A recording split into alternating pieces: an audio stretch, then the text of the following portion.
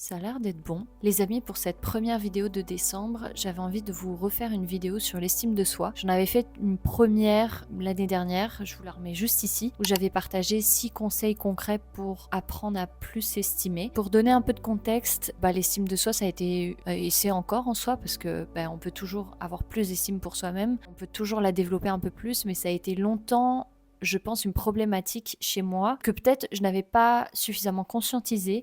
On confond souvent la confiance en soi, l'estime de soi, l'amour de soi. On fait un mélange de tout ça. C'est pas toujours bien expliqué. Chacun a son idée sur la question. Voilà, donc moi je vous avais partagé donc une première vidéo où je vous avais un petit peu redéfini ce que c'était que l'estime de soi. J'avais aussi partagé un livre qui m'avait beaucoup aidé. Le livre Imparfait, libre et heureux de Christophe André, qui est un auteur que j'adore. Christophe André est très bon. En tout cas, moi j'ai vraiment aimé ce livre. Et comme je l'avais dit dans la première vidéo, ça a été, je pense, l'un des livres qui m'a fait le plus réfléchir, qui m'a vraiment impacté. Ça a été vraiment comme une thérapie, ce livre. Ça me fait rarement ça. Et pourtant, il a été écrit il y a longtemps, mais ça a été un livre qui m'impacte encore aujourd'hui. J'aimerais le relire en fait. Il est sur ma liste de livres à relire. Mais il m'a tellement bouleversée, ça m'a tellement remué. J'ai mis du temps à le lire. Ça a été un livre que j'ai mis vraiment du temps à intégrer, à digérer. J'ai pas voulu le lire à la va-vite et juste pour mon ego personnel de lire un livre de dev perso et voilà.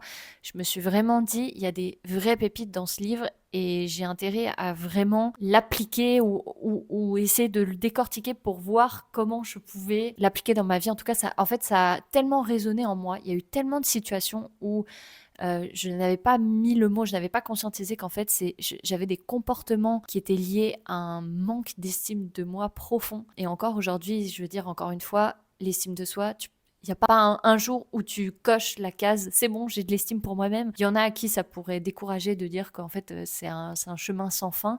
Moi, personnellement, je trouve ça trop bien de se dire qu'en fait, on n'a jamais fini d'avoir un peu plus d'estime pour soi, chaque jour on peut avoir 1% de plus d'amour pour soi et c'est encore une fois peut-être que t'écoutes ça et tu te dis ça fait un peu bisounours, l'amour de soi, c'est quoi ça, enfin j'étais la première à penser ça déjà. Pourtant j'adore la psychologie, j'adore le dev perso. Pour ceux qui savent pas, ma mère est psychologue, toutes mes tantes, donc toutes les sœurs de ma maman sont dans le domaine de la psycho aussi, elles ont toutes des spécialités différentes, mais j'ai vraiment grandi dans un environnement où je pense qu'on mettait de la conscience sur certaines choses que dans d'autres familles peut-être on ne le faisait pas. Personne ne m'a forcé à aimer la psychologie, à aimer voilà tous ces sujets-là, mais pour vous dire que à ce point-là ça me passionne et qu'en plus de ça j'ai la chance de pouvoir en parler avec des gens autour de moi qui sont des professionnels, des gens qui peuvent vraiment avoir des avis sur la question. Voilà, bref, tout ça pour vous dire que l'amour de soi, l'estime de soi, bon moi au départ je trouvais que c'était des sujets un petit peu bisounours, puis je me disais que c'était surtout pas des sujets, je sais pas comment dire, mais c'est pas très concret, c'est pas très tangible. Et en fait, comment tu as plus d'amour pour toi, je trouvais ça pas suffisamment concret. Et bref, ce livre-là m'a beaucoup aidé parce qu'il a mis des mots tellement simples sur des choses que je faisais, que je ne conscientisais pas, des comportements comme, je sais pas, critiquer quelqu'un ou alors à l'inverse, essayer de survaloriser quelqu'un, moi me minimiser, ne pas recevoir certains compliments, de pas accepter certaines opportunités, de vouloir être trop sympa. Il y a tellement de comportements qui sont parfois liés à un manque d'estime de soi ou à une estime de soi qui est fragile. Quelqu'un qui va rabaisser quelqu'un qui va se minimiser, mais aussi quelqu'un qui, à l'inverse, va se survaloriser ou qui va avoir besoin de parler de lui, de se mettre tout le temps en avant. Ça témoigne d'une estime de soi qui est parfois faible basse ou faible haute. Ça se trouve, je suis en train de dire des bêtises, mais en tout cas, je l'avais bien expliqué dans ma première vidéo. Un manque d'estime de soi ou une estime de soi qui est plus ou moins fragile, c'est pas forcément dire que tu es dans ton coin, que tu t'estimes pas du tout et que tu te considères comme une merde. Non, mais c'est beaucoup plus subtil que ça parfois. Et un manque d'estime de soi se traduit par énormément de choses. Et je pense que c'est un sujet qui gagnerait tellement à être développé chacun dans nos vies, peu importe là où on en est, peu importe l'âge qu'on a, on peut toujours gagner un peu plus d'estime de soi, on peut toujours affiner cette portion-là, on peut davantage s'aimer, on peut toujours aller écouter ce qui est juste pour nous, 1% de plus. Et d'ailleurs, je vous avais dit dans la première vidéo que j'en referai certainement une deuxième, où je vous repartagerai voilà 6 autres conseils qui sont concrets, en tout cas selon moi. Donc voilà, sans plus tarder, je vais vous partager la suite des conseils, la suite des idées. Je ne sais pas si c'est vraiment des conseils, tu prends ce qui te parle, c'est des idées, en tout cas c'est des choses que j'ai notées qui, bah, sur le papier, je sais pas, ça a été comme des rééquilibrages, donc peut-être ça va te parler, peut-être ça va pas te parler. On n'est pas forcément au même stade ou sur le même chemin, donc il y a peut-être des idées qui vont te parler et d'autres tu vas dire non, pas du tout, ça me concerne pas, ou pas que ça te concerne pas, mais en tout cas ça te parle pas et tu es plutôt ok avec ça. Une première chose qui moi m'a aidé à rééquilibrer mon estime de moi, mais encore une fois, c'est pas que ça m'a aidé à avoir plus d'estime, c'est que j'ai identifié que j'avais des comportements qui témoignaient d'un manque d'estime de soi. Notamment pour la première idée que j'avais envie de vous partager, c'était de ne pas forcément faire toujours la gentille. Et ça venait d'un comportement chez moi qui était d'essayer, en tout cas, quand je rencontrais de nouvelles personnes ou avec mes amis ou quoi, d'être toujours gentil, d'essayer d'être toujours sympa, de pas faire trop de vagues, de pas assumer par moment de pas être d'accord, parce que souvent en fait on veut se faire apprécier, on veut se faire aimer, on a envie que les autres nous estiment, on a envie que les autres voient notre valeur, on a envie que parce qu'en fait c'est ça là, une des différences en tout cas entre l'estime de soi et la confiance en soi, c'est que l'estime c'est en termes de valeur, que la confiance c'est plus en termes de compétences. L'estime de soi c'est qu'est-ce que tu vaux, c'est quoi la valeur que tu t'accordes, ce qui est pas exactement la même chose. C'est quand même une nuance à faire. Après, encore une fois, il y aurait peut-être quelqu'un qui pourrait trouver d'autres nuances beaucoup plus subtiles. Moi, voilà, c'est la différence que je fais et que j'essaie de vulgariser comme ça. Mais évidemment que c'est un peu plus complexe, un peu plus fin.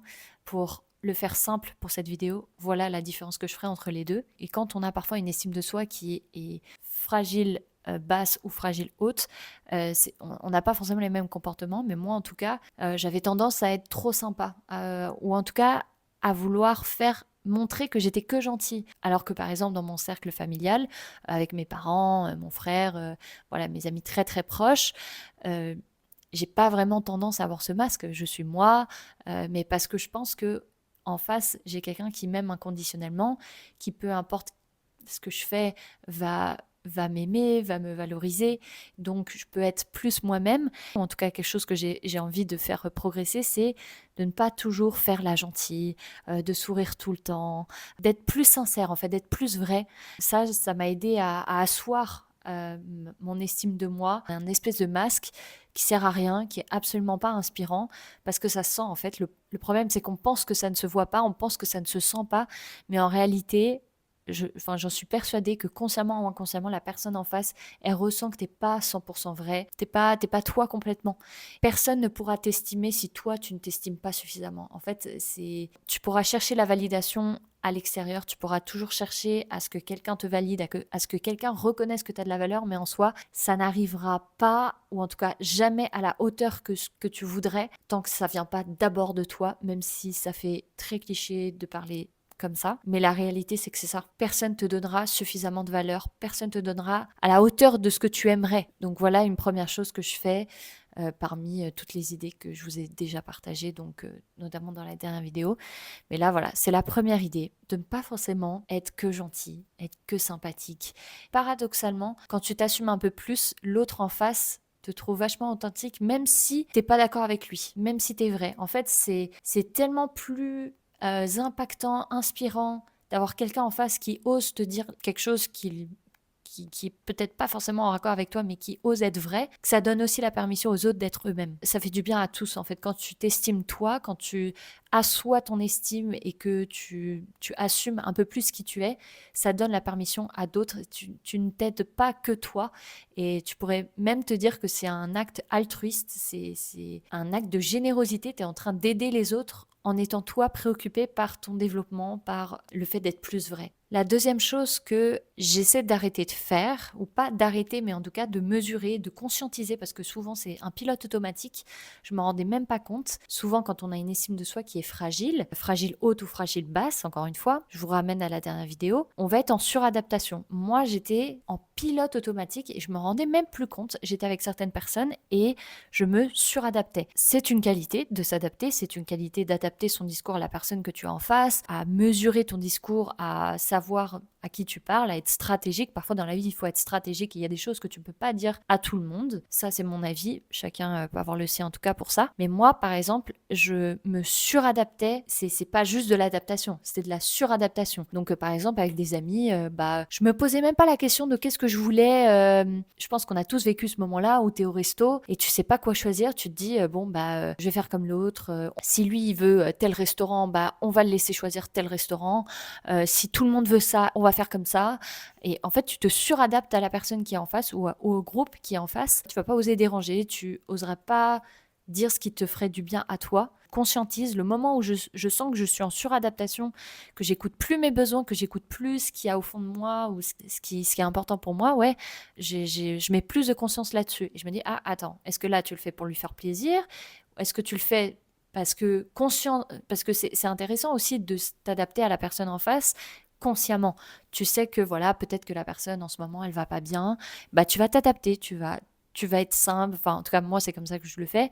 Il y a des personnes à qui, voilà, peut-être que j'aurais pas été là ou j'aurais pas fait telle activité, mais consciemment, je me dis, je vais m'adapter à elle parce que telle raison, telle raison, telle raison. C'est un choix. C'est pas un pilote automatique. C'est pas subi, c'est un vrai choix. C'est une vraie prise de décision et c'est moi qui prends la responsabilité de me dire, ok, je m'adapte à la personne. Mais il y a eu des fois où je me suis suradaptée, je me suis même pas écoutée, je reviens chez moi, je suis explosée, je reviens drainée parce que je me suis pas écoutée. Je me suis suradaptée à la personne qui est en face, donc voilà, j'ai fait ce qui lui faisait plaisir à elle et puis moi je me suis pas écoutée. C'est évident qu'on finit, qu'on est drainé. C'est une prise de conscience de mes besoins sont aussi importants que celles de la personne en face ou du groupe. Mes besoins sont tout aussi valables. Et parfois, c'est pas grave si l'autre le perçoit pas, c'est pas grave si t'arrives pas à combler tes besoins, mais ici, ce qui va être encore plus important, c'est de les nommer, en tout cas de se faire d'avoir ce dialogue intérieur, de dire ok, j'aurais eu besoin de ça, moi j'aurais préféré avoir ça, mais voilà, consciemment je décide de ne pas faire ça parce que telle raison, telle raison, telle raison. Parfois on privilégie les autres et c'est ok.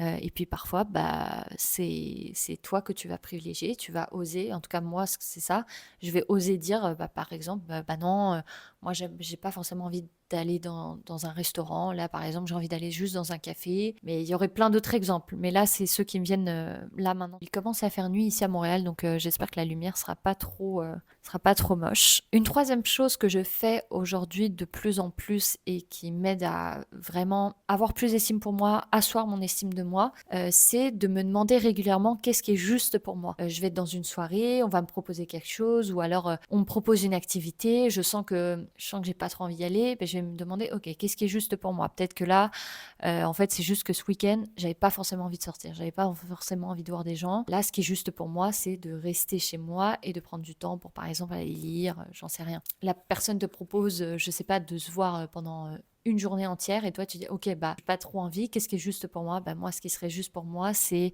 de se voir uniquement 2 heures dans un café. C'est régulièrement dans son quotidien ou quand on est avec les autres, se demander qu'est-ce qui est juste pour moi, qu'est-ce qui est important pour moi à ce moment-là. Et encore une fois, c'est d'écouter ses besoins, d'écouter son cœur, ses tripes. Ça peut être dans plein de choses. Par exemple, moi, parfois, je vais créer des cours de yoga. En ce moment, je suis en train de construire mes cours de yoga là pour la semaine. Et je me demande, ok, mais qu'est-ce qui est juste pour moi? Parce que parfois, je me demande de faire un cours super élaboré avec plein de postures hyper stylées. Et en fait, je sens bien que ça bloque, je sens bien que je suis pas très inspirée, je sens bien que j'ai pas forcément de créativité. Et je me demande, ok, qu'est-ce qui est juste pour moi là maintenant? Mais peut-être qu'en fait, ce qui est juste pour moi, c'est de faire un cours beaucoup plus lent, avec des postures beaucoup plus tenues, de mettre le focus sur l'anatomie et pas tellement sur le côté flowy d'un cours. Donc voilà, je me rends compte qu'il y a vraiment très très peu de lumière. Désolée, c'est vraiment pas dingue, mais écoutez, on fait avec les moyens du bord. Ici, il fait nuit un peu tôt. Une quatrième idée que j'ai envie de vous partager, c'est, alors je sais pas comment l'expliquer, mais c'est le fait d'être de rester un peu secret. Parfois, une estime de soi qui est fragile, elle est traduite aussi par le fait de chercher tout le temps la validation chez autrui, de chercher à prouver, à montrer, à dire ce que tu fais, à chercher à ce qu'on te dise que c'est bien, à avoir un peu de reconnaissance. Quelque chose que je fais un peu plus, mais je pourrais encore plus le faire de temps en temps, mais c'est de par moments rester secret. Je suis pas obligée de partager tout ce que je vis. Je suis pas obligée de partager tout ce que j'accomplis dans la vie. Je suis pas obligée de me mettre toujours en avant. Moi, je me souviens de conversations où j'ai senti que après coup, je m'en suis voulu parce que en fait, j'étais en train de juste étaler mes accomplissements. La personne en soi, elle s'en fout. La plupart du temps, elle s'en fout, sauf si c'est vraiment, je sais pas, ta maman. La plupart du temps, les gens sont pas concentrés sur ce que toi, tu es en train d'accomplir et ça peut être intéressant de le partager, mais pourquoi tu le fais? Voilà. Est-ce que c'est quoi le but? Moi, en tout cas, quelque chose que en tout cas je fais attention, encore une fois, c'est de mettre plus de conscience, mais c'est de pas forcément chercher à partager tout ce que je fais, partager tout ce que je vis, tout ce que j'accomplis, tout ce que je fais de bien. Voilà, de rester plus secret et de me donner cette reconnaissance que je cherche tant chez les autres, d'arrêter de tout poster sur Instagram et de juste te dire, ok, ben là, je le fais pour moi. C'est des choses que je fais pour moi. Te poser la question de pourquoi tu fais certaines choses. Est-ce que tu le fais pour être reconnu? Est-ce que tu le fais pour que quelqu'un te dise bah, bravo, je suis fière de toi? C'est quoi le but en fait? Plus tôt on se donne la valeur qu'on attend, plus vite on avance. Donc voilà, je ne raconte pas forcément tout le temps ma vie, je suis pas obligée de tout dire et c'est ok de rester de temps en temps un peu secret. Je sais pas si ça va vous parler, mais en tout cas, voilà, moi, c'est quelque chose que je fais consciemment. Une cinquième chose que je fais un petit peu plus aussi, c'est d'accepter les compliments et d'accepter de donner et de recevoir. Si j'accepte de recevoir, je peux plus facilement donner. Ça, c'est une loi de la vie, c'est une loi j'ai envie de dire universelle. Quand on donne, on reçoit, et quand on apprend à recevoir, on peut redonner. En tout cas, c'est un principe que je remarque beaucoup et qui, en fait, on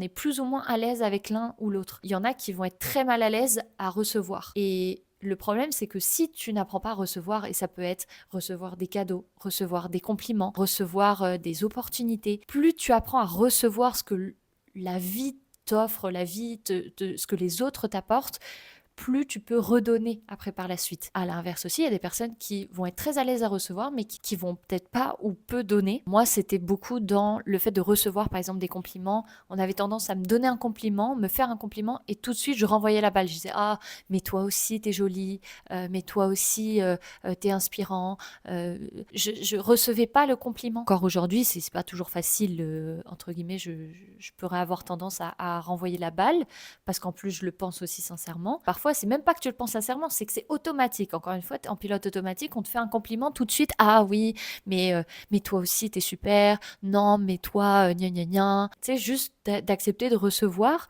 Et c'est, encore une fois, recevoir des cadeaux, recevoir un compliment, recevoir des opportunités de la vie, une attention particulière, des rencontres. Plus on apprend à recevoir, plus on peut redonner. Et plus on donne et plus on reçoit. C'est vraiment un principe que j'ai réappris aussi dans ma formation en yoga, c'est énergétique. La sixième idée et dernière idée que j'ai envie de vous partager dans cette vidéo, encore une fois, si vous aimez ce genre de vidéo, dites-le moi, puis je referai peut-être une troisième vidéo sur l'estime de soi, parce que je pourrais tellement la creuser, j'aimerais en faire une formation, mais vraiment détaillée, où là je prends vraiment le temps. J'aimerais bien la faire aussi en collaboration avec ma maman qui est psychologue et qui aurait cet aiguillage un petit peu plus pro et plus pointilleux que moi. Dites-moi si d'ailleurs ça vous intéresse, c'est vraiment dans mes projets. Bref, en tout cas, la sixième idée que j'ai envie de vous partager, elle est reliée au quatrième point qui était de rester secret, de ne pas forcément montrer tout. C'est quelque chose que moi m'a aidé aussi à avoir plus d'estime pour moi et à asseoir l'amour, avoir un peu plus d'amour pour moi, c'est arrêter de chercher à prouver que j'ai suffisamment de valeur, prouver que je suis intéressante. Ça, j'avais déjà parlé dans la première vidéo, mais de ne pas chercher à prouver que j'ai de la valeur. Et si tu es tout le temps en train d'essayer de chercher à prouver, c'est déjà pas très inspirant, c'est un peu chiant. Il y a quelqu'un qui veut tout le temps essayer de te montrer qu'il a de la valeur, qu'il fait des trucs super. Enfin, il y a un moment, tu lui dis Ouais, c'est super, c'est génial, il y a pas besoin de on penserait que ça pourrait nous aider, que l'autre pourrait mieux voir la valeur qu'on a, mais c'est paradoxal. Quand tu arrêtes d'essayer de prouver aux autres, quand tu arrêtes d'essayer de chercher à montrer aux autres que tu es si formidable et que tu as autant de valeur, ça se traduit peut-être pas comme ça, mais inconsciemment, parfois c'est ce qu'on cherche au fond, ça fait l'effet inverse. Et à partir du moment où tu arrêtes, c'est comme si, t'es beaucoup plus authentique, t'es beaucoup plus inspirant, t'es plus vrai. Et c'est pas inspirant quelqu'un qui n'est pas soi-même, qui a tout le temps besoin de se mettre en avant, parler de soi. Si j'ai besoin de le dire, c'est qu'au fond, j'y crois pas tant que ça. Donc ça pourrait s'apparenter à de l'estime de soi, voilà, de se mettre en avant, à montrer tout ce que tu fais, mais ça pourrait s'apparenter. Et il y a des personnes qui sont très fortes pour ça, qui vont tout le temps se mettre en avant, qui vont tout le temps partager ses accomplissements, etc. Puis il y en a qui tombent pas dans le panneau, mais qui vont dire ah ben non, ça se voit, il a confiance en lui et tout. Mais en réalité, c'est pas forcément les personnes qui ont le plus confiance en eux ou qui ont le plus d'estime pour eux-mêmes. Souvent, quelqu'un qui a une estime de lui qui est ajustée, qui n'est pas fragile, c'est pas quelqu'un forcément qui parle beaucoup de lui. Souvent, quand on a une estime de soi qui est faible, moi en tout cas, je m'en suis rendu compte, c'est ça qui est dingue, c'est que en fait, paradoxalement, on est centré sur nous tout le temps. En fait, on pense à nous tout le temps, son petit soi, à son petit monde, à ce que les autres vont penser de moi. En réalité, quelqu'un qui a une estime de soi qui est ajustée, qui a une bonne estime pour lui, il n'est pas tout le temps à penser à lui, il n'est pas tout le temps centré sur ce que les autres vont penser de lui. Il se met un petit peu en retrait et c'est quelque part un bon signe. Si tu penses pas tout le temps à toi, si t'es pas tout le temps centré sur ton petit monde et sur ce que tout le monde va penser de toi, c'est que quelque part tu as une estime de toi qui est plus ancrée, plus stable. T'es pas menacé de si quelqu'un est en train de te critiquer ou qu'est-ce que la personne est en train de penser de toi.